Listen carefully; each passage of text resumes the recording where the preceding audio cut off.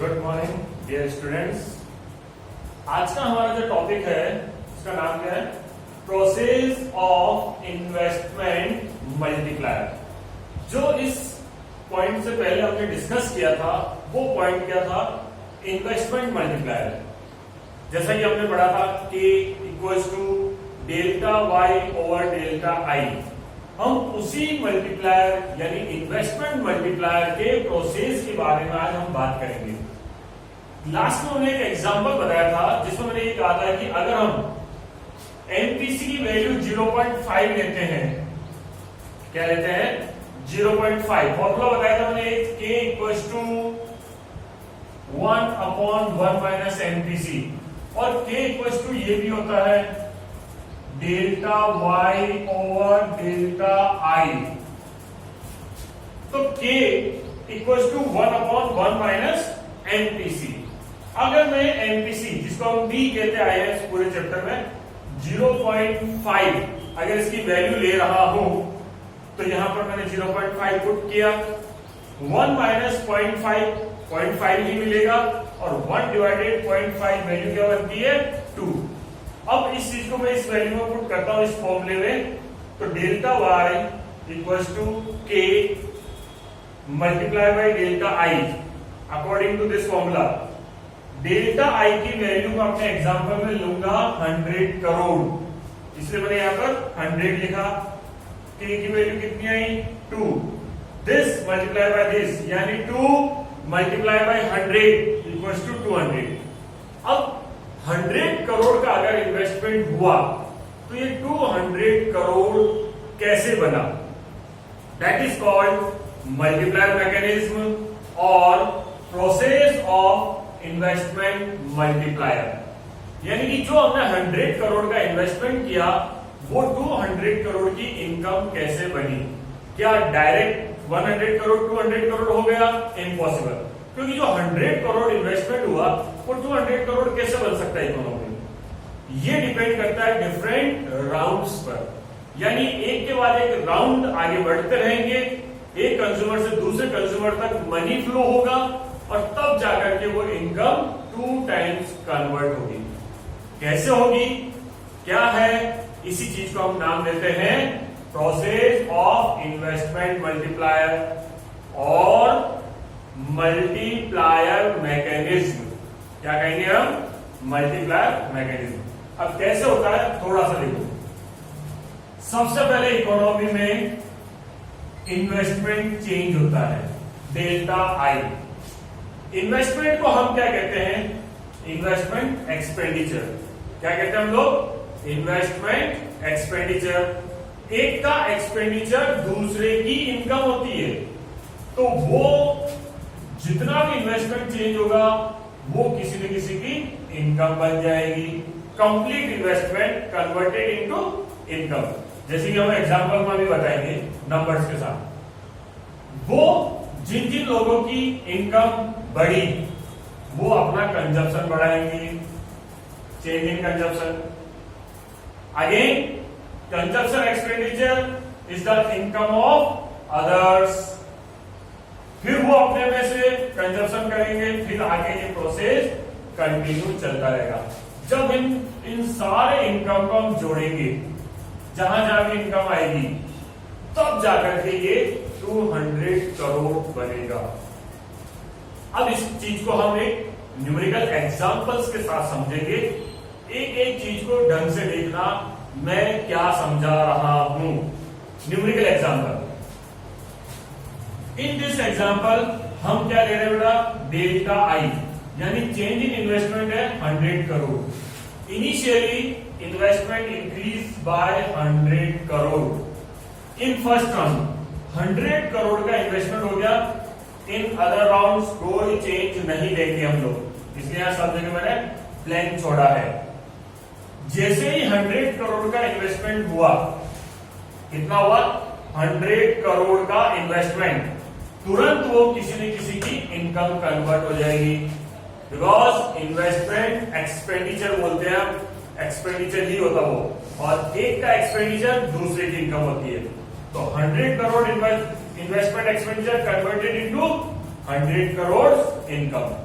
अब value of B हम कितनी ले रहे हैं 0.5। इट मीन्स 50% कंज्यूम होता है एंड 50% सेव। 100 करोड़ को 0.5 से हम मल्टीप्लाई करेंगे तो क्या बनेगा 50 करोड़।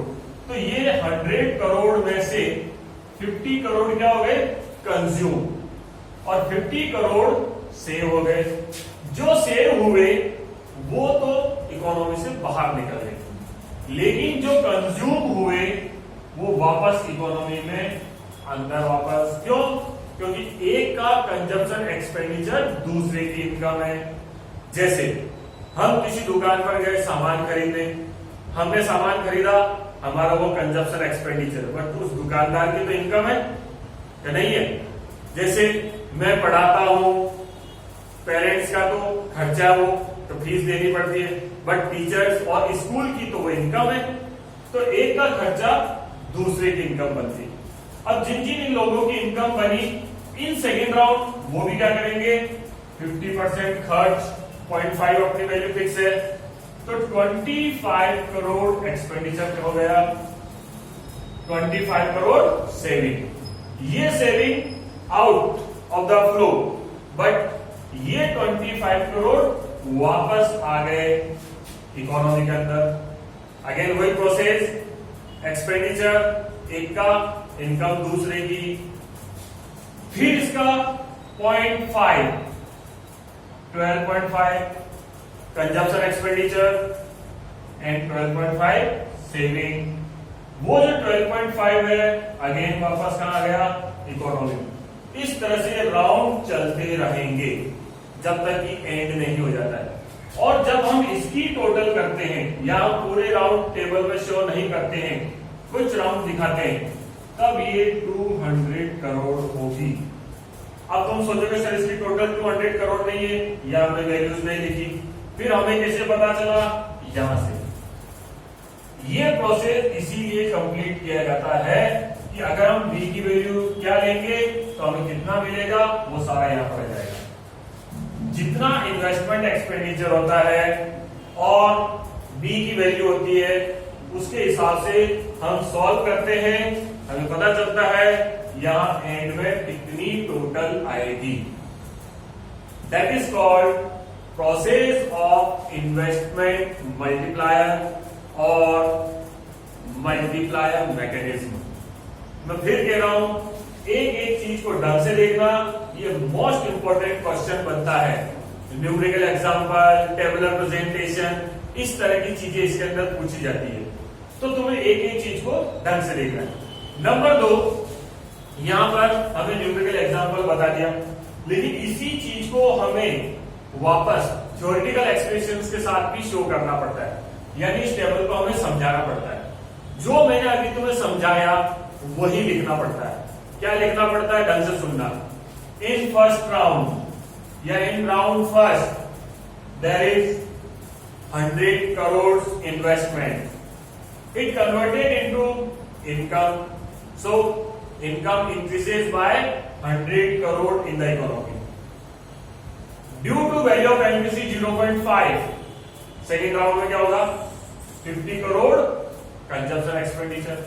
अपन बाकायदा लिखेंगे थ्योरी में, जैसा कि मैंने नोट्स में पीडीएफ को टेबल जस्ट सेम टेबल जो बनी हुई है उसके नीचे 2 पॉइंट लिखे हुए मिलेंगे। तो in second round it converted into again consumption expenditure, consumption expenditure is converted into income of others and so on.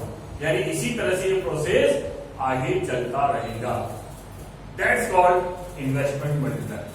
अब मैं एक चीज बता देता हूं, इसमें प्रैक्टिकल क्वेश्चंस भी बनते हैं। प्रैक्टिकल क्वेश्चंस कौन कौन से बन सकते हैं?